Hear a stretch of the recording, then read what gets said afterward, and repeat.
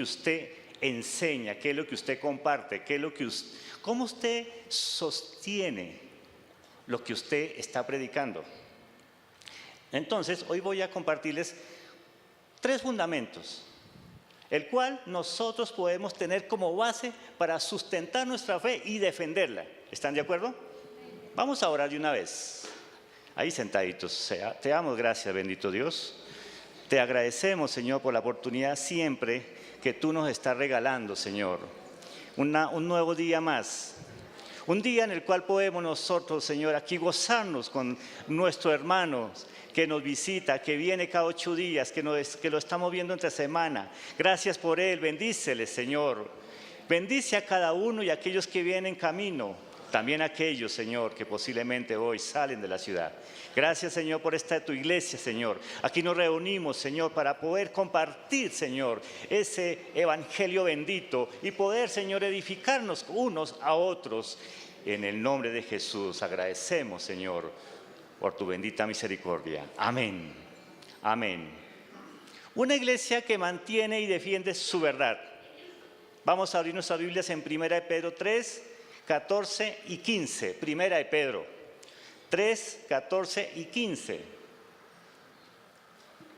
Entonces aquí tenemos el texto y voy a leerlo aquí. Entonces si alguno, mira, aquí tenemos el texto. Yo creo que ya han agrandado la fuente y podemos leer. Voy a leer aquí, dice: mas también si alguna cosa padecéis por causa de la justicia, bienaventurados sois. Por tanto, no os amedrentéis por temor de ellos, ni os conturbéis, sino santificad a Dios el Señor en vuestros corazones, y estad siempre preparados para presentar defensa con mansedumbre y reverencia ante todo el que os demande razón de la esperanza que hay en vosotros. Amén. Muchas veces, como nos decía ayer nuestro amigo William, nosotros como cristianos a veces hablamos: soy cristiano y pertenezco a la iglesia tal. A veces cargamos nuestras Biblias, algunos no, otros la escondemos. Yo cargo mi Biblia, pero hoy en día, digamos, queremos más que cargarla, es tenerla ¿dónde? En nuestras mentes, ¿cierto? Poder memorizar algunos textos, tener en cuenta muchas enseñanzas que el Señor nos dio. El propósito de la apologética cristiana es eliminar los obstáculos que se interponen entre el individuo y la cruz de Cristo. ¿Cómo compartimos el evangelio? ¿Cómo? ¿A quién lo compartimos? ¿Cuál es nuestra obligación, nuestro deber? ¿Cómo lo compartimos? Ustedes se han dado cuenta que aquí hay un buen grupo de jóvenes y yo felicito a esos jóvenes, y no solamente jóvenes, también hermanos aquí que salen a compartir el evangelio de los 3 círculos, ¿cierto? Yo no sé a cuántos de ellos le han hecho preguntas de pronto un poquito difíciles, o se han encontrado con personas un poquito arrogantes, el cual no quieren saber nada de Dios, no creen, o de pronto se burlan de ustedes o de nosotros. ¿Cómo vamos a compartir? ¿Cómo presentamos el evangelio? ¿Cómo lo presentamos? Como cristianos, ¿cuáles son nuestros orígenes? Hace muchos años, el cristiano, hablemos de año 1973, que nosotros comenzamos a conocer del evangelio, muchas veces un evangélico cristiano era una persona sin conocimiento, era un pobretón, era una persona de los allá casi marginados. Hoy en día, de pronto, usted dice: soy cristiano, la persona le dice: yo también. ¿A dónde va usted? A tal parte. Yo también yo también asisto, pero tenemos diferentes comunidades, pero se dan la mano. Como cristianos, ¿cuáles son nuestros orígenes? No venimos de personas que tuvieron supuestas visiones o sueños. Muchas de las sectas, ¿cómo se levantaron? A través de sueños y visiones. Mahoma tuvo un sueño. No les voy a hablar de qué sueño fue porque no es el tema. José Smith tuvo un sueño y ustedes ya saben que salió de ahí, ¿cierto? Y algunas personas también. Los davidianos, uno que se llamaba David, también tuvo un sueño, formó una secta y murieron muchos porque después ellos incendiaron la famosa capilla. Jim Jones también fundó su secta, un hombre muy simpático, muy atractivo, sabía expresarse, y cuando él reunió a todos sus seguidores, los hizo morir envenenándolos 900 personas en una de las Guayanas. ¿Sí lo sabían? ¿En qué año fue eso? No me acuerdo si fue en 1970, entre los 70, no sé. Fue una de las sectas más que llamó la atención al mundo entero. Todo viene por, yo tuve una visión, yo me soñé y comienza a cambiar las cosas.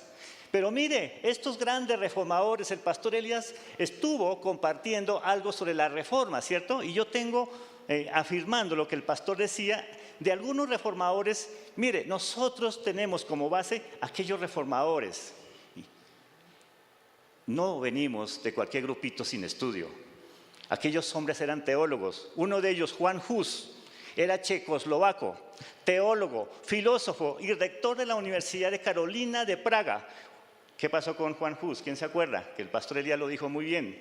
Fue condenado ¿en dónde? En la hoguera, acusado de supuesta herejía. Otro, Juan Calvino, otro reformador. De ahí es donde nosotros venimos, todos los que somos cristianos, los de la reforma, ¿cierto? Yo quiero decirles a ustedes, no olvidemos que el mundo, el cristianismo, está dividido, el cristianismo está dividido en 4. El cristianismo. Los primeros son, con todo el respeto, católicos romanos, que están en Roma, América Latina, España, Portugal, bueno. Segundo, están los ortodoxos, cristianos ortodoxos o católicos ortodoxos, que están en Grecia, están en Rusia, están aún en Jerusalén, y aún aquí hay una iglesia ortodoxa. Ustedes saben que son los de la barba larga, se visten de negro, tienen también su jerarca. Tercero, los anglicanos, que son los que quieren rescatar, y entre los anglicanos también están divididos, y tenemos otros anglicanos, que es donde vienen nuestros amigos alfa.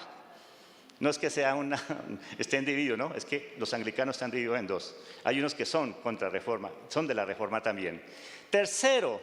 Cuarto, de la división del cristianismo, ¿cuál sería? No sabemos. Bueno, entonces, los cristianos de la reforma, nosotros, usted y yo, los que estamos aquí, que salieron ¿de quién? De estos hombres como Juan Hus, que acabo de mencionarles, Martín Lutero, otro, Juan Calvino. ¿Quién era Juan Calvino? Juan Calvino era teólogo francés y escritor. Cursó estudios en humanidades. Cursó estudios en humanidades y derecho. También estuvo, en sus escasos 20 años, se convirtió al protestantismo, adoptando los puntos de vista de Martín Lutero. Era seguidor de Martín Lutero, más o menos eran contemporáneos. He aquí una de las frases de estos reformadores, frases que ellos dejaron.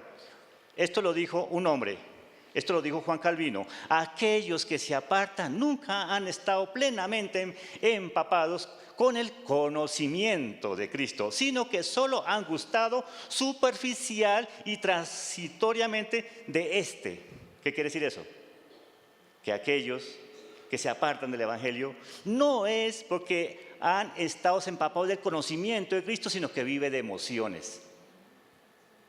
Porque cuando vivimos de emociones, estamos hoy contentos y queremos hacer de todo y nos comprometemos y después se nos olvidó. Otra, dice, Juan Hus escribió cuando estaba en la hoguera. Juan Hus no escribió, lo dijo. Ama la verdad, vive la verdad, predica la verdad, defiende la verdad, porque el que no habla la verdad traiciona la verdad. Juan Hus, aún estando en la hoguera, dijo, con el mayor gozo confirmaré con mi sangre esta verdad que he escrito y predicado. Juan Hus en la hoguera. ¿Cómo defendemos nuestra fe nosotros? Una forma de defenderla, ¿sabe cómo es? Con nuestro testimonio. Martín Lutero, teólogo alemán de la Universidad de Wittenberg, en donde recibió su doctorado en 1512. Como ya sabemos, fue quien empezó a desenmascarar la corrupción que había en el sistema eclesial, llamémoslo así, para no meternos en líos. Martín Lutero dijo, póngame cuidado lo que dijo Martín Lutero: les ruego que dejen mi nombre en paz, no se llamen a sí mismos luteranos, sino cristianos. ¿Quién es Lutero? Mi doctrina no es mía, yo no he sido crucificado por nadie. ¿Cómo pues me beneficiaría a mí mismo una bolsa miserable de polvo y cenizas dar mi nombre a los hijos de Cristo? Llamémonos nosotros mismos cristianos, según aquel quien nuestra doctrina viene, o sea, Cristo. También dijo Martín Lutero, esto sí me gusta mucho lo que dice aquí: hice una alianza con Dios, con el que no me, hice una alianza con Dios, dice Martín Lutero, que no me mande visiones ni sueños, ni siquiera ángeles. Estoy satisfecho con el don de ¿qué? Me gusta esa. Usted sabe que es más fácil recibir visiones, recibir que alguien le diga, mire, esto es así, bueno, hagámoslo. ¿Qué hay que hacer? Pero estudiar es lo más difícil. Estudiar es lo más difícil. Le sigo leyendo. Hice una alianza con Dios, que Él no me mande visiones, ni sueños, ni siquiera ángeles. Estoy satisfecho con el don de las Escrituras Sagradas, que me dan instrucción abundante y todo lo que preciso conocer, tanto para esta vida cuanto para la que ha de venir. Martín Lutero. Amén. Estoy tratando de, me gustó lo que dijo el pastor Elías hace 8 días. Entonces, ¿qué dice aquí Martín Lutero? No me mande visiones. Yo no necesito estar de visión en visión, de sueño en sueño. Aquí la Escritura, Martín Lutero comenzó a estudiar, escudriñar las Escrituras, y por eso él saca un versículo que con eso sustenta mucho: el justo por la fe, ¿qué? Entonces, ¿de dónde venimos nosotros? No venimos de cualquier persona sin estudio. Nosotros somos los que nosotros debemos estudiar más, prepararnos más para defensa de la fe. Muchas veces, bueno, hablemos que el propósito de la apologética es presentar un cristianismo racional, sustentando la fe en bases sólidas, que den confiabilidad. A veces se presenta el cristianismo haciendo uso equivocado de la fe. La fe viene del griego, que es ¿qué? Pistis, que según la mitología griega era la personificación de la buena fe en la confianza, habilidad y esperanza. Es importante que el cristiano sustente su fe con razones. Porque muchas personas cuando defienden el cristianismo o defienden su fe es porque la Biblia dice, porque la Biblia dice, porque la Biblia dice, y alguien le dice, déjeme a mí su Biblia a un lado, ya no me hable más de eso. Y empezamos a mandar versículos y versículos y versículos, y nos sabemos toda la Biblia y sacamos el versículo que más le caiga. Y cuando alguien está en pecado, le tengo el versículo. Le tengo el versículo. ¿Para qué es ser pecador? Cuando alguien la embarró, yo sé. Por eso la palabra de Dios dice, mire, y ahí tiene. Entonces, muchas veces yo le compartí a algunos de mis amigos por aquí. Cuando usted dice 4 por 4, ¿cuánto es? ¿4 por 4? Y si yo digo que no es 16, sino que es 8, ¿quién está errado? ¿Yo? ¿Por qué? Si por fe, para mí por fe es 8. ¿Sí? Por fe es 8 ya. ¿Y quién me va a sacar eso de la cabeza? Por fe para mí es 8. Entonces el otro me dice, dame razón por esa, que usted susténteme ese 8 de 4 por 4. ¿No será que está sumando más bien? ¿Cierto? Así es el cristianismo, así es la fe. Si usted dice que usted cree en Jesucristo, usted tiene que sustentar por qué cree en Jesucristo, por qué, cuál es la base. Vamos a presentar 3 fundamentos que fortalecen la fe del cristiano. ¿Cuál sería la primera? El fundamento de la existencia de Dios. Todo cristiano debe creer que existe Dios. ¿Cuántos creen que Dios existe? Amén. Dígalo con seguridad. Amén. ¿Cuál es la evidencia de que Dios existe? A ver, para usted, ¿cuál es la evidencia? ¿Usted o me lo está diciendo solamente por fe? ¿Cuál es la evidencia? Usted mismo, ¿cierto? Hablar de Dios como soberano que gobierna en todo el universo es parte fundamental de todos los cristianos, de todos. Cuando estoy hablando de todos los cristianos, ¿a quién estoy refiriendo? El mundo cristiano. ¿Y incluye a quiénes? A los 4 que yo nombré. ¿Cuáles son esos 4? Reformadores, ortodoxos, anglicanos y estos. ¿Listo? Eso es el mundo cristiano. Ellos también tienen su apologética y saben de sustentar su fe. Entonces, miren lo que dice, no lo busquen, tranquilo, yo lo leo aquí. Dice el apóstol Pablo, porque la ira de Dios se revela desde el cielo contra toda impiedad e injusticia de los hombres que detienen con injusticia la verdad. La ira de Dios. Porque lo que de Dios se conoce les es ¿qué? Manifiesto. Pues Dios se lo manifestó. Porque las cosas invisibles de Él, su eterno poder y deidad, se hacen claramente visibles desde la creación del mundo, siendo entendidas por medio de las cosas hechas, de modo que no tienen ¿qué? Amén. Entonces, ¿cuál es la base para usted decir que cree en Dios? Otra vez nos quedamos callados. ¿Cuál es la base sólida? Pues sí, para que usted afirme que cree en Dios. La creación, las cosas que existen, se hacen claramente visibles, aún las invisibles se hacen claramente visibles, de modo que usted no tiene excusa, no tiene de dónde. Aquí podemos presentar algunos argumentos lógicos de su existencia, que es el argumento cosmológico. Cuando hablamos del cosmos, según el griego, es todo lo que existe, el universo y sus componentes. El argumento cosmológico está a favor de la existencia de Dios. El argumento cosmológico está a favor de la existencia de Dios. Busca probar que si algo existe, se debe a que hay un Dios que lo creó. Si algo existe, no estamos hablando de pronto de un carro que existe. Ya sabemos que si hay un carro bien bonito, es quien lo creó, un ingeniero mecánico, ¿sí o no? Sí. Algún ingeniero mecánico. ¿Quién era Louis Renault? ¿Quién se acuerda quién era Louis Renault? Un ingeniero mecánico francés que inventó ¿cuál carro? Listo. Así es. Entonces ya sabemos que hay un ingeniero que inventó un carro porque tiene la sabiduría y estudió para hacerlo. Y sabemos que el universo, el hombre no lo puede crear. El hombre no puede crear el universo. El agua no la puede crear. Y si el agua se acaba, no puede crear agua. Aún dicen que están, o si no sé si ya lo estarán haciendo, que están usando del agua del mar para purificarla y darle uso. O sea que los mares van a quedar sin agua. No sé. Pero bueno. Entonces, o dicho de otro modo, sin un Dios creador, nada podría llegar a existir. La existencia de Dios es lógica, es una realidad. Dios vive. Hay una canción que a mí me gustaría un día estos cantarla, con el perdón de los músicos, así a galoso. Y de pronto con este pianito, que dice, al Cristo vivo sirvo. Me fascina esa canción. Dice, al Cristo, no voy a cantar tranquilo, no se preocupen.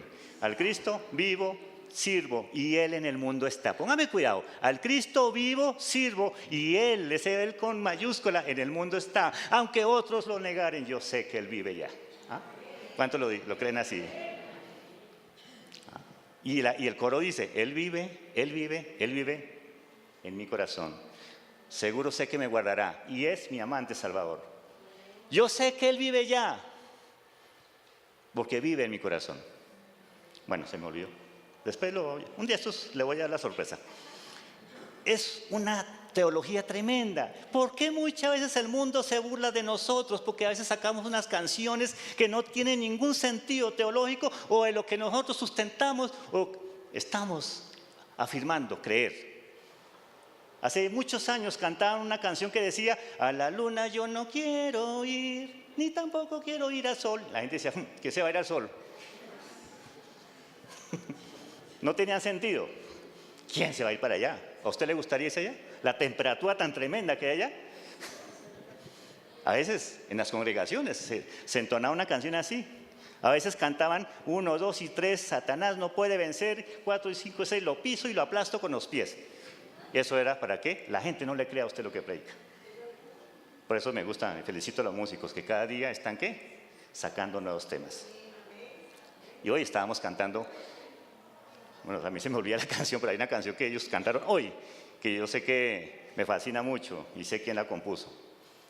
Amén, así es. Entonces, todo tiene un comienzo y ese comienzo tiene un causado.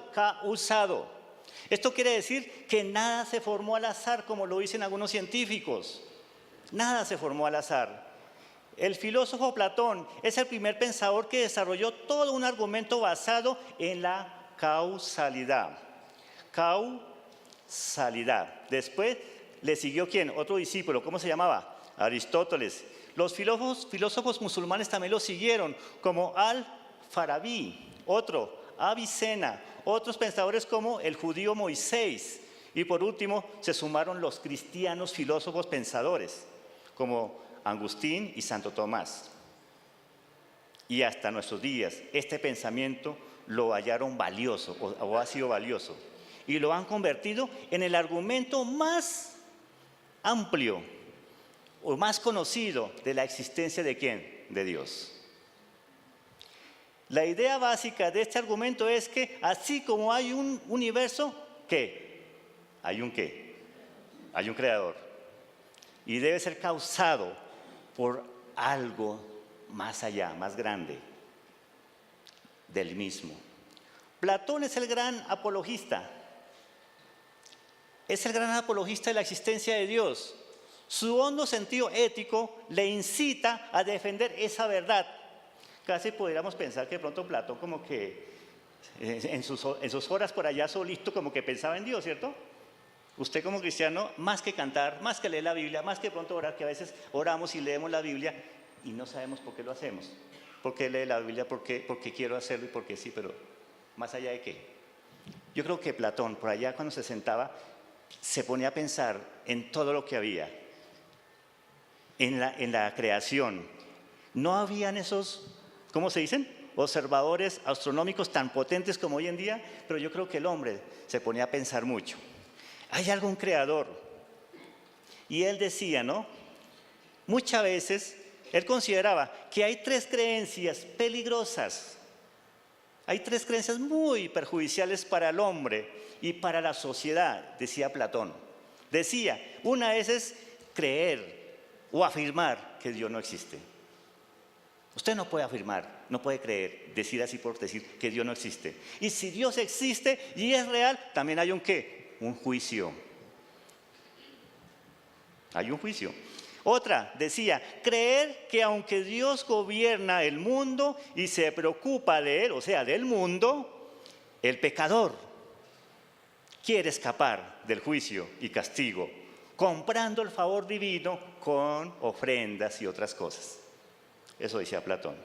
También otro perjuicio es creer que aunque existe Dios, no se preocupa de los problemas del hombre. El hombre a veces cree que Dios existe, pero que no se preocupa por mí. Porque a veces el hombre cree que si Dios existe, entonces dame lo que yo necesito, pónmeme en un pedestal, yo quiero estar así, si es que existe, si no, no existe. O sea que si Dios existe, yo tengo que estar súper bien, o si no, no. ¿Por qué sustentamos que Dios creó el universo? ¿Por qué lo sustenta usted? ¿Por qué? ¿Por qué? Porque tiene movimiento el universo. El universo no está quieto, ¿o sí? Tiene movimiento, ¿cierto? Y ese movimiento es de acuerdo a su orden. Es una belleza que emociona hasta el más incrédulo, ¿sí o no? Todo está ligado a la perfección. Dígame si no hay un artista o un arquitecto que organizó todo esto, ¿sí o no? Es que mire, se puede sustentar nuestra fe, ¿cierto? Todo lo que hay está causado. Hay una lógica en su existencia para bien del hombre. O sea que si el hombre tiene hambre, ¿a dónde va? Tiene las hortalizas, lo que sembró, come, no le falta nada, está el agua. ¿Todo está para qué? Para bien del hombre. ¿Y en dónde está escrito eso? En Génesis, ¿sí o no? ¿Cierto? Ahí está. Yo escucho por allá, perdón, un paréntesis, como mucho ruido. No sé si de pronto nos ayudan. Los ujieres, por favor. Es que yo, así me pasa, comprendo al pastor Elías. A veces me siento como así. Da motivos, la creación, el cosmos, da motivos de alegría. Da motivos de alegría. Da sentido de vivir, ganas de vivir. Mire, el salmista tenía eso. Cada vez que miraba la creación, como que se emocionaba. Como que cogía su arpa y comenzaba a alabar a Dios por la creación. ¿Cuántos alabamos a Dios por la creación? Hay que sacar más cánticos que alaben al Señor, que exalten la grandeza de Dios, ¿cierto? ¿Qué decía David? Alábele vosotros, todos sus ángeles. Mire, ¿está hablando de qué? Ángeles. Alábele vosotros todos sus ¿qué? Ejércitos, decía. También decía David, alábele sol y luna. Oiga, el sol y la luna. Alábele vosotras todas lucientes estrellas. Alábele cielos de los cielos y las aguas que están sobre los cielos. Y los cielos que están sobre los cielos, perdón. Y las aguas que están sobre los cielos, y así es. Dice el 5, alábele el nombre de ¿quién? De Jehová, porque Él mandó y fueron creados. ¿Quién mandó? Él. Ese Él, escríbalo así con mayúscula. Él mandó. Él dijo, hágase, y fueron creados. Los hizo ser eternamente y para siempre. Les puso ley para que la ley y no será quebrantada. Alabad al Señor desde la tierra. Los monstruos marinos, ¿de qué está hablando ahí? De todo el océano, ¿cierto? No podemos conocer el océano, ¿cierto? No sabemos todo el misterio que hay en el océano. Conocemos por ahí las sardinitas, los pescaditos, las mojarritas, no sé, ¿no? Ustedes han tenido en el plato ahí, o algunos pescadores que están allá en Cartagena o en Buenaventura. Pero de pronto irnos por allá, donde está el Triángulo de Bermudas, no sé, en el puro océano, a ver qué hay, meternos allá. Bueno, yo sé que nadie se atreve, no se atrevemos nadie, ninguno de nosotros. Pero allá está el misterio, allá están los grandes, ¿qué? Monstruos marinos, dice el salmista, alábenle, ¿cierto? Alábenle. Fuego y el granizo, la nieve y el vapor, el viento de tempestad que ejecuta su palabra, los montes y todos los collados, el árbol de fruto y todos los cedros, está hablando de madera fina, las bestias y todo aquel, reptiles y volátiles. ¿Cuántos alaban al Señor? ¿Cómo es su devocional? ¿Cómo es su devocional cuando usted está con el Señor? Señor, abrázame. Señor, acércate a mí. Señor, no me dejes solo. A veces ese es nuestro devocional, pero a veces nos olvidamos de decir, Señor, tú eres grande. Quiero alabarte porque, verdad, mire qué maravilla, mire ese cielo azul. A pesar de que pronto a veces como se negrea, como cayó ese granizo, qué día que parecía que estuviéramos por allá en Nueva York. Es que cayó granizo, yo nunca he visto caer granizo de noche, casi me asusto. Algo terrible caer granizo de noche, no sé, es la primera vez en todos mis 50 y algo años. Entonces, sinceramente, alabamos a Dios. Aquí dice que el granizo, ¿cierto? A veces como que nos incomoda, nos tapa las alcantarillas, las canales, pero alabe al Señor. Así es el salmista, ¿cierto? Alguno dirá, claro, como David no tenía una casa con canales ni alcantarillas, pues él qué le importaba. Vivía por allá en los montes donde el agua rueda, pues ¿qué le importaba? No. Mire, David era un hombre que se emocionaba de la creación de Dios. Sigámonos nosotros emocionando. Estamos aquí en la ciudad, pero aquí nos podemos emocionar también, ¿cierto? Entonces podemos concluir que el universo está bien equipado y funciona con un conductor, así como aquel que fabrica un carro, que es un ingeniero mecánico. ¿Para qué lo fabrica? Para él mismo, ¿qué? Conducirlo, ¿cierto? El universo tiene un conductor, y ese conductor se llama ¿quién? ¿Cómo se llama ese conductor? Ese conductor del universo es Dios, es el que también nos cuida. Mire, donde el Señor Dios Todopoderoso no tuviera control de este universo, ¿sabe qué? Estaríamos, como dicen los muchachos, ¿cómo es que dicen ellos? Eso. Sí, donde la tierra se detenga un poquitico, donde se detenga, estaríamos mal, ¿cierto? Entonces, ¿cuál es el primer punto? Afirmando la existencia de Dios, afirmando que Dios existe. ¿Listo? Vamos a ver otro puntico, les voy a compartir el fundamento de las Escrituras. El fundamento de las Escrituras.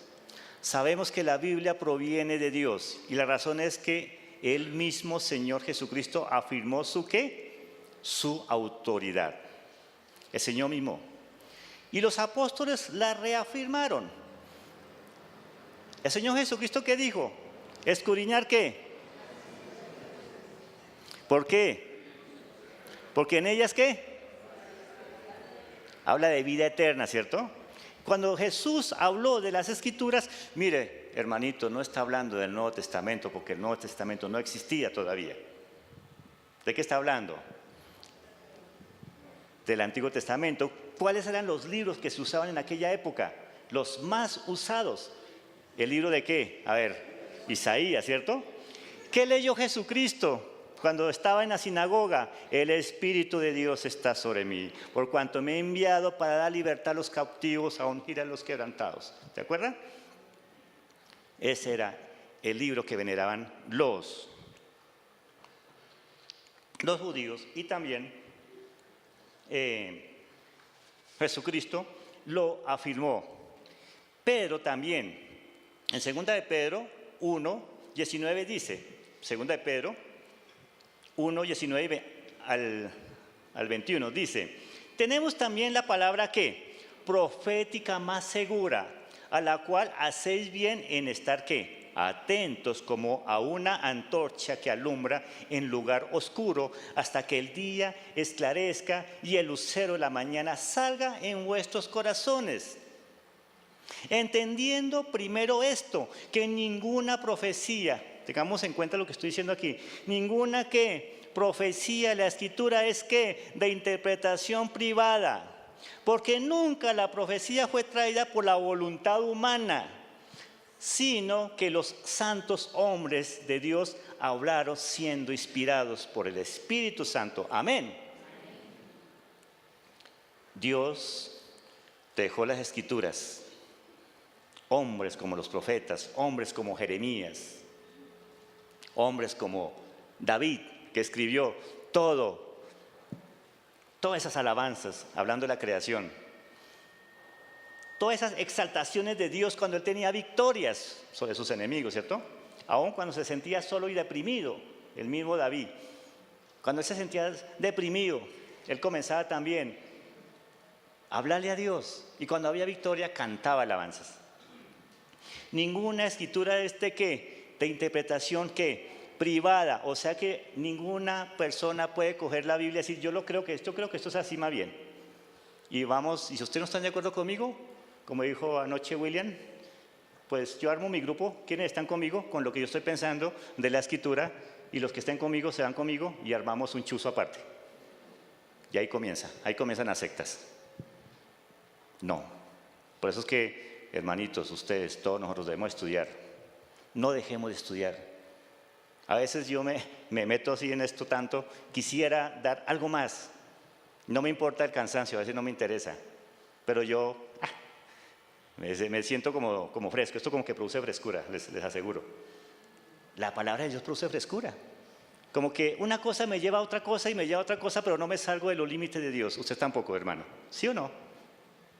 Porque, ¿verdad? Cuando estudiamos la Escritura nos lleva a otro lado y nos va conduciendo y nos va guiando y nos va guiando. Así es la palabra de Dios.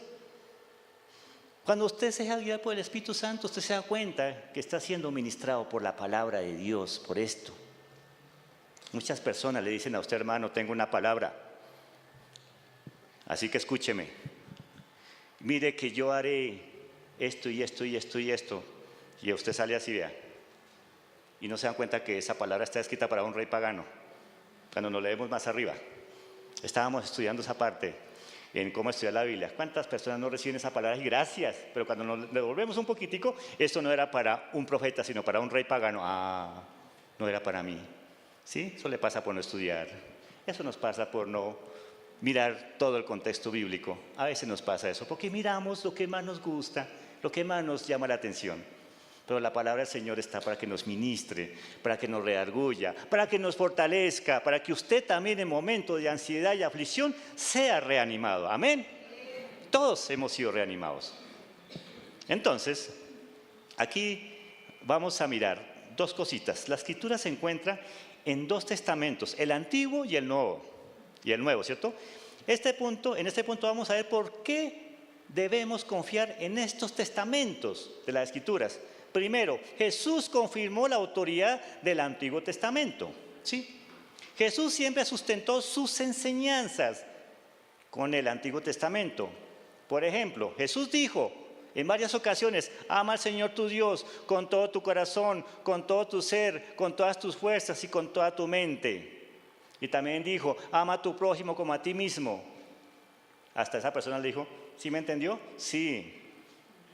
¿Usted se acuerda de la historia del samaritano? ¿Qué le dijo una persona? Señor, ¿y quién es mi prójimo? Y Jesús comienza a contar una historia, y como Jesús tenía hasta paciencia, ¿no? Porque otra persona dice: uy, es que este no entiende, es que me la está provocando, ¿qué? Pues Jesús tiene paciencia y dice: venga, le cuento algo. Y ustedes ya saben la historia del samaritano, ¿cierto? Entonces, ¿quién es su prójimo? Aquel que tuvo, ¿qué? Piedad, ¿cierto? Con el joven rico, ¿se acuerda del joven rico? Un hombre que recibió una herencia posiblemente. Porque yo pienso que recibió una herencia, ¿no? ¿Por qué pienso que recibió una herencia? Porque era muy joven. Y a veces pensamos que las personas que son adineradas son las personas que la han luchado todas, ¿cierto? Que todo lo que tienen es porque lo han luchado. Ya cuando tienen sus añitos, pues dejan una herencia. Un joven rico tenía muchas posesiones. Vaya, alcanza a Jesús: maestro bueno, ¿qué debo hacer para heredar la vida eterna? ¿Qué le dijo Jesús? Los mandamientos, ¿sabes? Vuelve Jesús y le cita, ¿qué? El Antiguo Testamento, ¿sí o no? Jesús mismo, sus enseñanzas estaban sustentadas en el Antiguo Testamento. ¿Qué le dice este joven? Señor, yo todo eso lo he leído, lo he guardado, he estado atento. ¿Qué más me falta? ¿Qué más le falta? A ver, ¿qué cree que nos falta a nosotros cuando leemos la palabra? ¿Qué nos falta a nosotros cuando leemos la palabra? Aplicarla, ¿cierto? ¿Qué más le falta? Aplíquelo, vende lo que tiene y dalo a los pobres y sígueme. No, espere a ver. Y dice que se fue triste. Se fue muy triste. Podemos decir que todo el Antiguo Testamento es el anuncio de ¿qué? De lo que iba a suceder en el Nuevo Testamento, de lo que ya estaba sucediendo. Y tenemos el texto que antes íbamos a leer, Isaías 61, 1, 3. Anótelo por ahí, yo lo voy a leer aquí, no se preocupen. Leámoslo, me gusta mucho. Eso lo dijo Jesucristo, lo leyó Isaías, él lo leyó en la sinagoga. El Espíritu de Jehová, el Señor, está sobre mí porque me ungió Jehová, me ha enviado a predicar las buenas nuevas a los abatidos y a vendar a los quebrantados de corazón y a publicar ¿qué? Libertad a los cautivos y a los presos, apertura de la cárcel. ¿De quién está hablando ese texto? ¿De quién está hablando ese texto? De Jesús, ¿cierto? ¿Se estaba cumpliendo o no se estaba cumpliendo? ¿Cuánto hace que se escribió? ¿Cuánto hace que se escribió? Posiblemente, ¿qué? Unos 500 años atrás, ¿sí? Aproximadamente, no estoy hablando de fechas exactas. Pero mire, se está cumpliendo acá. Jesús empezó a predicar, Jesús empezó a enseñar, y Jesús siempre usó las Escrituras, siempre sustentadas con el Antiguo Testamento. ¿Listo? Jesús también prometió un Nuevo Testamento, no el de los Gedeones. Los Gedeones hacen un buen ministerio, pero Jesús prometió un Nuevo Testamento, un nuevo pacto. Juan 14, 25 al 26 dice: os he dicho estas cosas, hablando Jesús está hablando con sus discípulos. Os he dicho estas cosas, estando yo con ustedes. Mas el Consolador, ¿quién es el Consolador? El Espíritu Santo, a quien el Padre enviará en mi nombre, que Él os enseñará todas las cosas y os recordará todo lo que yo os he dicho. ¿Sucedió o no sucedió? ¿O no sucedió? Dígame, ¿se cumplió o no se cumplió? Sí se cumplió, ¿cierto? ¿Cómo? Que apenas los apóstoles estaban muriendo, ya no quedaba. Ustedes pueden decir que si los apóstoles se murieron, ¿escaseaba la palabra? Todo lo que ellos dijeron quedaron en los oídos de muchas personas. Pedro, Mateo, Marcos, comienzan a escribir. Juan, a pesar de haber salido tan viejito, hablemoslo así, se queda en Éfeso y escribe el Evangelio de Juan. ¿Y cómo lo escribe? En un contexto, ¿qué? Griego. ¿Por qué? Porque Juan estaba en una ciudad griega. Cuando Juan, pongan cuidado hermanos, sale de la isla de Patmos, estaba, como dicen por ahí los jóvenes, cucho. Posiblemente tenía 89, 80 años, 90 años, perdón. O 95 años. Dígame, Juan sale y no encuentra ni a Pedro, ni a Mateo. Todos están muertos. Todos están muertos. ¿Dónde se queda Juan? Él no se quedó en Jerusalén. ¿Se quedó en dónde? En Éfeso. Y comienza a escribir. Y ustedes se dan cuenta que cuando Juan comienza a escribir, no se parece a nada a Mateo, Marcos y Lucas. ¿Sí o no? ¿Cómo escribe Juan? En el principio era el verbo y el verbo era con Dios. ¿Y el verbo era qué? Dios. Ya tengo que dirigirme a una clase más, ¿como qué? Un poquito más que entienda, ¿no? Y aquel verbo se hizo carne y habitó entre nosotros. Y vimos su gloria. Cuando dice vimos su gloria, ¿por qué lo dice él? Porque él era un apóstol, ¿sí o no? Él era apóstol, vimos su gloria. Y aquel verbo fue hecho carne y habitó entre nosotros. Y también dijo Juan, a los suyos vino, pero los suyos no le recibieron.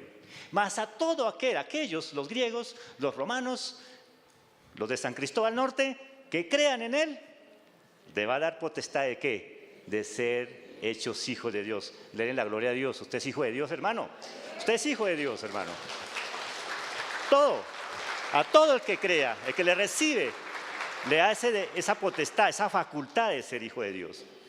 Mire, algo que me emociona mucho a mí. Y yo le decía a mi esposa que día, yo quiero aprendérmelo con mi memoria, pero no he podido. Juan 17, estas cosas habló Jesús, alzando los ojos al cielo y dijo, Padre, la hora ha llegado. Glorifica a tu Hijo, ¿para qué? Para que también tu Hijo te glorifique a ti. Como le has dado potestad sobre toda carne, para que dé vida eterna a todo lo que le diste. Y esta es la vida eterna, que te conozcan a ti, Jesucristo, el único Dios verdadero. Mire lo que dice Juan, ¿cierto? Escribe Juan de la oración de Jesucristo. Yo les he dado la palabra a ellos, a estos que tú me diste, yo ya los formé. Ahora, Señor, cuídalos. Y no solamente los guarde del mal, sino también de las influencias que vienen de afuera. ¿Por qué? Porque esa era la base de la iglesia. Las escrituras nos confortan. Mi hermano, creámosle las escrituras. Algo que a mí me mantiene firme en el camino del evangelio es saber que las escrituras son reales. Que son reales, hermanos, son reales. Y que todo lo que está escrito hoy se está cumpliendo y se sigue cumpliendo. Yo cuando tenía 21 años, no es lo mismo ahora que tengo 53 años. Ya no es lo mismo. Hay muchas cosas que han cambiado y seguirán cambiando. Por eso sigo creyendo que las escrituras son reales. Por eso es que los muchachos que no han vivido tanto tiempo, ellos siempre dicen, eso es normal. ¿Cierto? Tranquilo, eso es normal, que digan así. Eso es normal. ¿Por qué? Porque no han vivido lo que nosotros nos ha tocado vivir, que sí, el mundo está cambiando. Y que así como dijo el pastor Elías, dentro de unos 100 años no creo que esto continúe en pie. Porque cada día lo que se está levantando no es bueno. Hay muchas personas que cuando se están casando tienen un hijito o dos hijitos y la gente quiere que se llene de hijos. Y la gente dice, pero con esta situación, ¿quién? ¿Quién? No tanto por lo económico, es por la situación que se está viviendo ahora. Jesús prometió un Nuevo Testamento. Los apóstoles también confirmaron la autenticidad de estos testamentos, de los dos testamentos. ¿Quiénes? Los apóstoles. Ahora, el que escribió, bueno, no sé si de pronto fue un apóstol, el que escribió Hebreos, yo personalmente, Milton Martínez, aquí creo que Hebreos de pronto lo haya escrito Pablo. Si usted cree que fue Bernabé, o alguno de ustedes cree que lo escribió Pablo, otro cree que fue Silvano, tranquilo, eso no pasa nada, ¿cierto? ¿Sí o no? Si alguien cree que pronto escribió Lucas porque era un bien preparado, o Apolos, tranquilo, no hay problema. Yo pienso que fue Pablo, ¿no? Pero él dice, ¿qué dice aquí Hebreos? Dios habiendo hablado muchas veces, ¿Dios habiendo hablado qué? Muchas veces y en muchas maneras y en otro tiempo a los padres por los profetas. Cuando habla de los padres, ¿de qué está hablando? De los que quedaron atrás, de los que murieron, ¿cierto? ¿Por quiénes? Por los profetas, mucho más atrás, aquellos profetas, ¿cierto? En estos postreros días, o sea, en estos últimos días, dice el escritor de Hebreos, nos está hablando por el Hijo, el cual constituyó heredero de todo, por el cual asimismo hizo el universo. Está hablando de Jesucristo. Y todo lo que está aquí en los 4 evangelios está, ¿qué? ¿Palabra de quién? De Jesucristo, amén. Todo lo que está aquí, los 4 evangelios.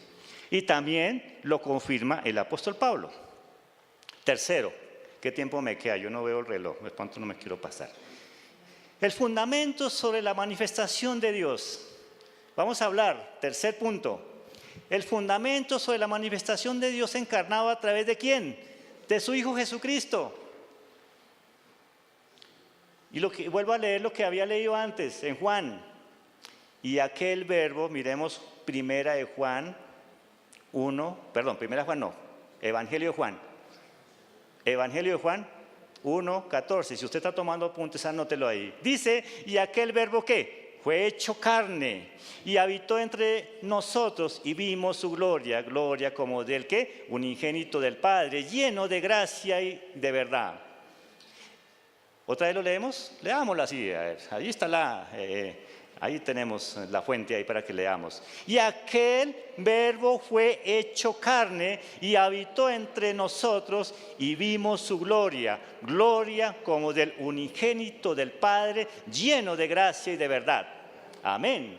Estamos hablando que Jesucristo, antes que llegase aquí a la tierra, por medio de una mujer, la Virgen María, ya Él era Dios, antes, ¿cierto? El término encarnación, ¿qué significa? Es convertirse en carne. La encarnación es el evento en el cual la segunda persona de la Trinidad, o sea, el Verbo, se hizo carne y ese que habitó entre nosotros. Nosotros también nos podemos incluir, ¿cierto? Yo creo que también hubo uso de la antropología. ¿Por qué? Porque cuando un misionero, creo que dentro de 8 días va a predicar Laurita, ¿no? Y cuando una persona va a otro país, no viene a poner sus ideas, ¿cierto? Es que yo vengo de Colombia y aquí se hace como hacemos los colombianos. Allá nos cogen, aquí se adapta o se va, ¿sí o no? Se adapta donde usted viene o se va, ¿cierto? Y si yo me voy para Estambul, o si pronto me voy por allá para algo más complicado como Afganistán, yo no puedo decir, es que yo soy colombiano y yo hago así, allá es así, y yo quiero que hagamos así. No, me cogen así, tome. Entonces, Jesucristo, ¿a dónde adoptó la antropología? ¿En dónde? ¿En dónde hizo antropología, perdón? ¿En la cultura qué? Judía. ¿Sí o no? ¿En la cultura qué? Entonces, ¿Jesús qué hizo? Iba a las fiestas tradicionales, la Pascua, la fiesta de las chozas que hablamos, ¿cierto? El Pentecostés. Jesús, todo lo que hemos estudiado Juan, lo que hemos estado estudiando Juan, habla que Jesús estuvo en todas esas fiestas, ¿cierto? Participó. También Jesús fue mi colega. Pues, ¿colega se dice? No se dice colega. Yo soy carpintero y Jesús es carpintero. Qué bueno. ¿Sí? Y algo que yo mantengo y me fascina es que siempre de muy pequeño me fascinaron los muebles. Los muebles. A mí me gustan mucho. Entonces, Jesús, yo me imagino Jesús estresado para cumplir un contrato, porque a veces dicen que son incumplidos. Entonces imagínense Jesús también incumpliendo. Imagínense Jesús también con José, apurándose, trabajando horas extras para entregar, no sé, una barca, no sé qué harían también en aquella época, ¿cierto? Pero Jesús fue una persona que habitó, compartió, comió, bebió, danzó, rió con todos los judíos. ¿Y dónde se la pasaba Jesús más que todo? Jesús se la pasaba en Capernaum, era donde habitaba, ¿cierto? Alguien le preguntó, maestro, ¿dónde moras? Pues él dice, bueno, las zorras tienen su guarida, todo, pero el Hijo de Dios no dijo, el Hijo del Hombre no tiene donde recostar su cabeza. Pero Jesús, pienso que era como tan compinche con Pedro apóstol, a pesar de que le pegaba sus levantaditas, como dicen los muchachos, pero andaban juntos. Jesús se hizo amigo de Pedro antes de Pedro convertirse. Se ganó amigos, Jesús se ganó amigos, ¿cierto? Antes de que Pedro se convirtiera, Jesús le decía a Pedro, oiga Pedro, ¿puedo subir a la barca? Y yo creo que Pedro ni le importa, pues suba, ahí está, si quiere suba. ¿Y qué estaba haciendo Pedro? Ni me importa su enseñanza ni nada, yo estoy aquí remendando mi red. Ahí, remendando su red. Y Jesús le dice, ¿por qué no pasamos a otro lado? Pues camine. Y Jesús se queda mirando a Pedro. ¿Van a pescar? Hemos estado pescando toda la noche y nada. Eche la red, hágale. Cuando comienza a salir todos esos peces, yo creo que a Pedro se le formaron en los ojos peces, por no decir que signo pesos. Pero Pedro no pensó en la riqueza, no pensó en el negocio. Pedro reconoció a Jesús como el Hijo de Dios encarnado, como Dios encarnado a través de él. ¿Y qué dijo? ¿Qué dijo Pedro? Apártate de mí, que soy pecador. ¿Se acuerdan? ¿Sí hemos leído? Ahí comienza Pedro a tener un cambio, el primer encuentro, la primera experiencia. Ya Pedro no comienza a ser el que dice, pues súbase, ahí está. Ya Pedro comienza a ponerle más atención a Jesús. Jesús también fue una persona que sintió emociones. Posiblemente Jesús haya sido tentado con alguna persona del sexo opuesto. No se escribió ahí. ¿Por qué? Porque Jesús no vino aquí a enamorar a nadie, ¿o sí? Jesús vino a cumplir el propósito de Dios, ¿cierto? Jesús fue a cumplir el propósito de Dios. Jesús seguramente sintió, yo lo decía, lo he compartido muchas veces, sintió ganas de poner la mano a más de uno. Fue tentado en todo. ¿Cuánta gente no estaba ahí siempre para fastidiarlo? ¿Cuánta gente? Más que todos los fariseos y saduceos, aquellos escribas, ¿cierto? Jesús muchas veces, es que mejor dicho, es que no lo hago, ¿por qué? Pero Jesús fue tentado, pero él no pecó, no pecó. Cuando estuvo purificando el templo, cuando sacó a todos esos, que dice que sacó las mesas, no creo que estaba tan contento, ¿no?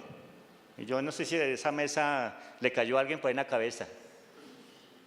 Dice que volcó la mesa de los ¿qué? Cambistas, aquellos que cambiaban moneda. Cuando la palabra dice, en alguna versión diferente, creo que la versión Nueva Internacional, dice, en el principio era ¿qué? La palabra, y la palabra era con Dios, y la palabra era Dios, ¿cierto? Que está hablando del verbo también, ¿no? Cuando la palabra se hizo carne, estuvo en el vientre de María y nació en la persona de Jesús. Jesús es la encarnación de Dios, Dios en carne, porque en él habita corporalmente toda la plenitud de la deidad de Dios. Dice así en Colosenses 2:9.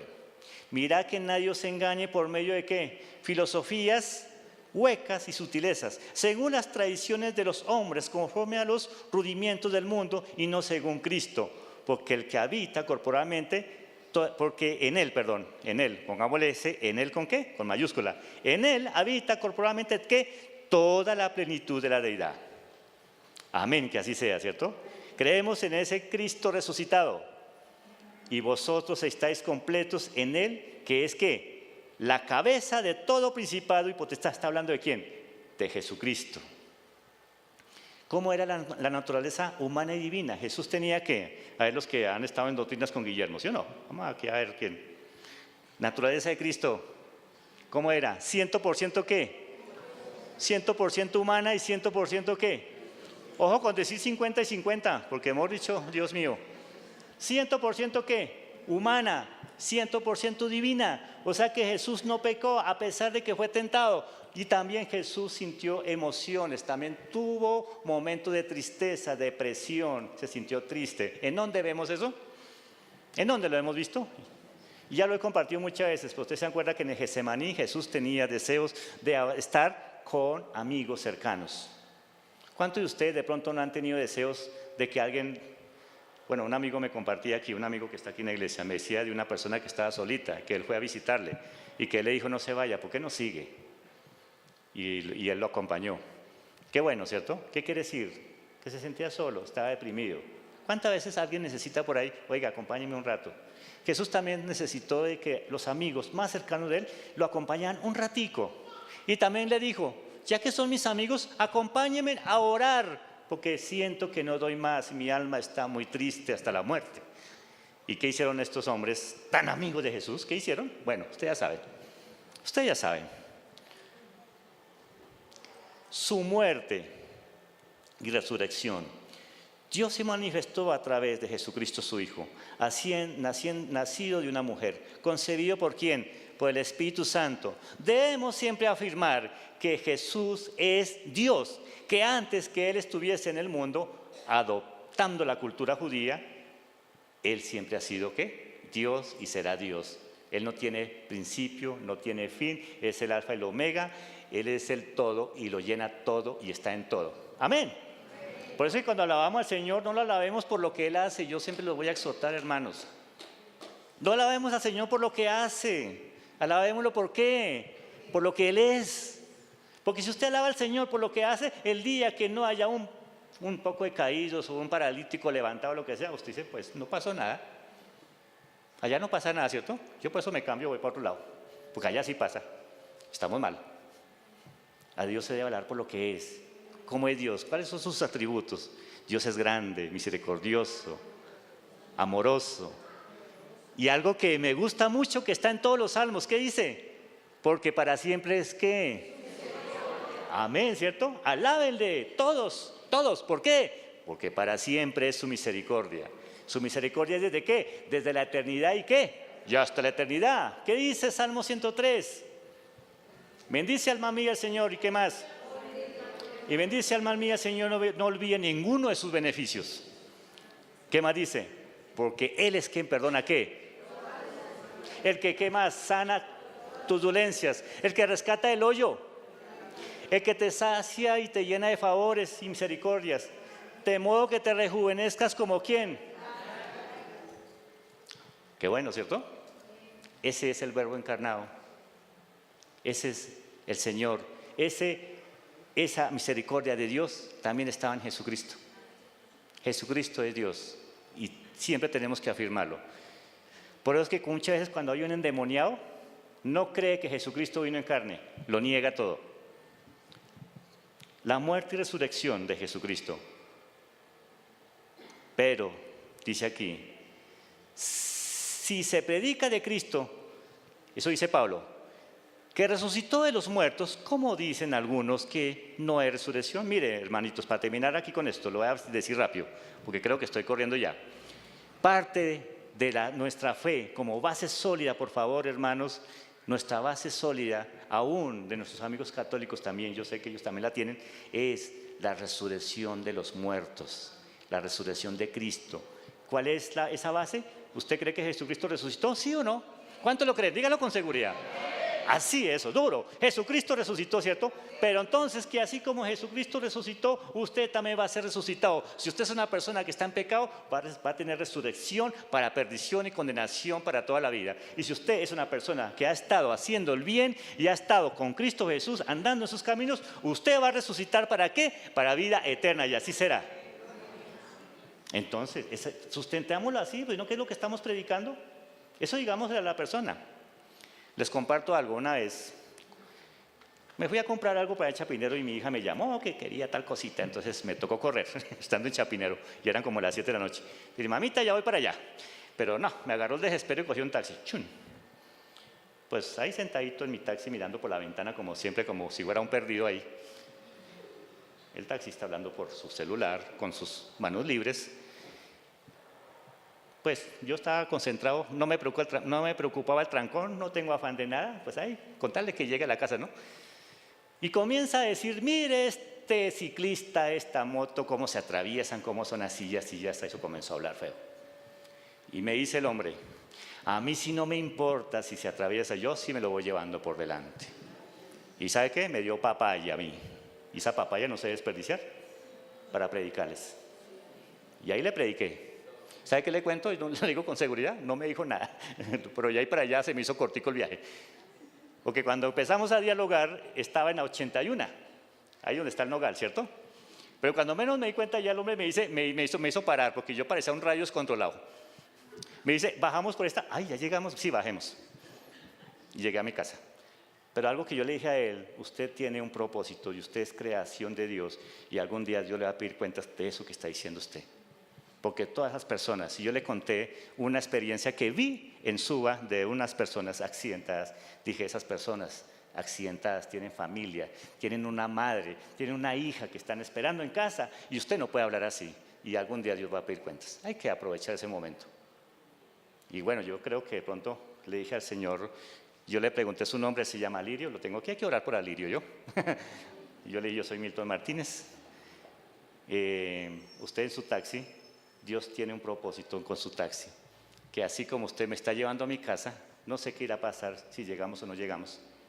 Y todo está en los planes de Dios. No se sabe si usted cuando salga de aquí, de haberme dejado en su casa, algo le pase a usted. Y algún día tiene que rendir cuentas a Dios. Así es. Creemos en la resurrección. Debemos sustentar eso. Jesucristo es el mismo que algún día se va a manifestar en nosotros. ¿Cuántos de ustedes creen que Jesús se va a manifestar? ¿Cuántos han sustentado esa fe? ¿Cuántos tienen con seguridad? Cuando hablamos de Cristo, mire, hermanitos, yo también me ubico aquí. Debemos defender nuestra fe más que todo con el testimonio. La defensa más grande es su testimonio, su actitud, lo que usted vive. Usted se imagina a una persona de pronto hablando con una persona así, diciendo, ah, sí, sí, claro, es que esos son así. Usted se imagina de pronto cuántos de pronto le llevan la idea a un hombre de estos. Ojo con eso. Pongámonos de pie, hermanos. Que el Señor nos ayude a mantener la fe en defensa. Amén. Que así sea, que el Señor nos ayude. Yo también tengo que decir, Señor, ayúdeme a defender esa causa de Jesucristo, lo que estamos defendiendo. Que me ayude, que nos ayude. Vamos a orar. Voy a pedirle a los músicos que vayan subiendo. Vamos a orar. Si hay alguna persona de pronto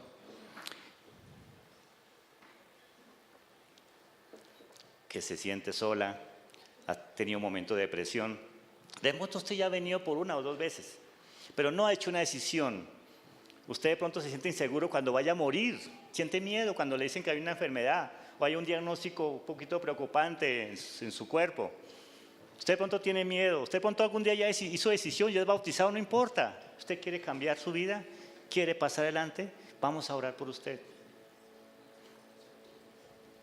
¿Usted quiere restaurar su vida espiritual otra vez? Quiere decirle, Señor, quiero empezar de ceros. Yo les confesaba y les decía a ustedes, hermanos, que en Armenia, hace muchos años, a pesar de que ya me había bautizado y todo, yo tuve que volver a hacer mi decisión. Dije, Señor, aquí estoy para servirte, cueste lo que cueste. Han pasado pruebas, dificultades, muchos baches han pasado en mi vida, pero aquí el Señor me ha sustentado. ¿Cuántos de ustedes quieren reafirmar esa fe? Si quieren pasar, vamos a orar por ustedes para que yo les dé fortaleza. No les dé miedo pasar, hermanos, porque yo también estaba aquí pidiendo que el Señor me restaure, que el Señor también me dé fuerzas. Yo también lo he hecho. Y a veces nos ponemos a pensar que dirán mis hermanos que estoy mal. No, somos humanos. Estamos aquí en el mundo y necesitamos fortaleza, Señor, ¿sí o no? Necesitamos que el Señor nos fortalezca a diario por la palabra, por las predicaciones, aún con el consejo de un amigo, aún cuando una persona de usted le está corrigiendo. Necesitamos. Dígale, Señor, yo quiero volver a empezar, ayúdame. Es que mis amigos, es que de pronto mi jefe, mi jefa, o es que mi entorno que me rodea, ¿qué dirán? No importa lo que dirán. Piense en su familia, piense en usted, piense en su salvación. Piense que los tiempos están cambiando y no espere para que después esté mal de pronto. El Señor le va a sustentar.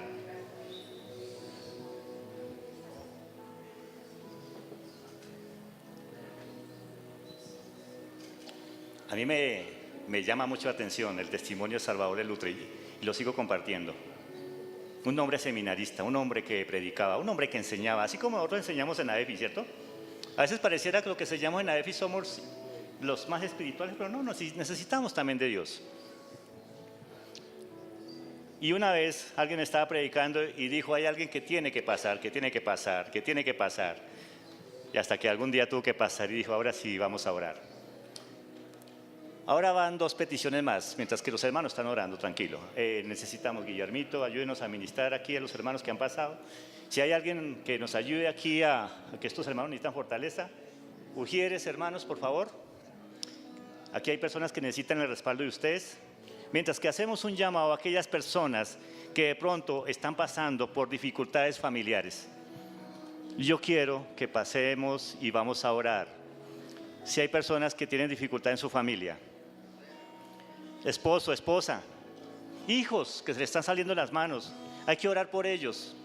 para que el Señor restaure su hogar. Si hay alguna persona también que necesita orar por sanidad, si hay enfermos, vamos a orar por enfermos. El Señor es sanador. El Señor todo lo puede. Si usted quiere pasar porque hay alguien que está en la casa o en la clínica o en algún lugar enfermo, vamos a orar. Vamos a pedirle al Señor que obre, que haga sanidad. Él puede sanar. Si usted está con tratamiento médico también, vamos a que el Señor sea obrando también en medio de sus tratamientos médicos. Él todo lo puede. Y si hay un amigo suyo que usted quiere, le está compartiendo el Evangelio, usted quiere que él sea sanado, también vamos a orar por él. También vamos a orar restauración económica. Sigamos orando, no paremos de orar.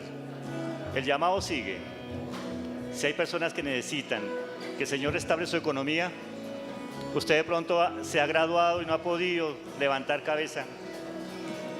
¿Quiere que el Señor le restaure? ¿Quiere usted pagar sus deudas? ¿Usted está ansioso? ¿Tiene acreedores encima? El Señor todo lo puede. El Señor va a abrir puertas. Oremos, hermanos. En el nombre de Jesús oramos, Señor. En este momento estamos aquí, Señor. En este momento pedimos, Señor, que seas tú aquí, Señor, acompañando a mis hermanos que han pasado adelante.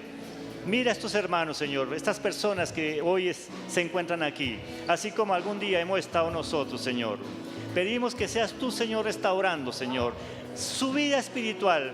Restaura también, Señor, su familia. Restaura, Señor, sus hijos, Señor. Pedimos, Señor, que seas tú haciendo que ese diálogo vuelva a casa. Ahora, Señor amado, restaura, toca los corazones. En el nombre de Jesús, Señor. Restaura totalmente las vidas, las familias también, Señor. Tú eres grande, tú eres Dios, tú todo lo puedes, Señor. Tú siempre, Señor, nos saca adelante, Señor. No nos dejes solos, Señor. Pedimos, Señor amado, que seas tú, Señor, acompañando a las personas, Señor, que se encuentran, Señor, en tribulación amarga, Señor. En tribulación por causa, Señor, de la familia que se le está, Señor, desuniendo. También, Señor, obra, Señor, sanidad en aquellas personas que están enfermas. Señor, aquellas personas que están, Señor, sufriendo allá en su lecho. Aquellos, Señor, que están en sus casas. Y también, Señor, aquellos que están con tratamiento médico. Señor, pedimos que seas tú sanando. Que queremos que seas tú, Señor, dando buena noticia. Porque en ti hay sanidad. En ti hay sanidad, Señor. Oramos porque en ti, Señor, hay sanidad. Aquel, Señor, que sanó a la mujer que tenía, Señor, problemas allá, el que curó a aquella mujer, el ciego, Señor, aquel paralítico, el que levantó a aquellos hombres, eres tú y sigues siendo Dios, Señor. Tú eres Dios grande y poderoso, Señor. Pedimos, Señor, por las personas que están pasando momentos difíciles económicos, Señor. Restaura, Señor, su economía. Señor, abre las puertas para el empleo. Abre las puertas, bendito Dios. En el nombre de Jesús. En el nombre de Jesús. Hemos orado, Señor. Hemos clamado a ti, Señor. Gracias, Señor. Gracias, Señor. Gracias, Señor Jesús.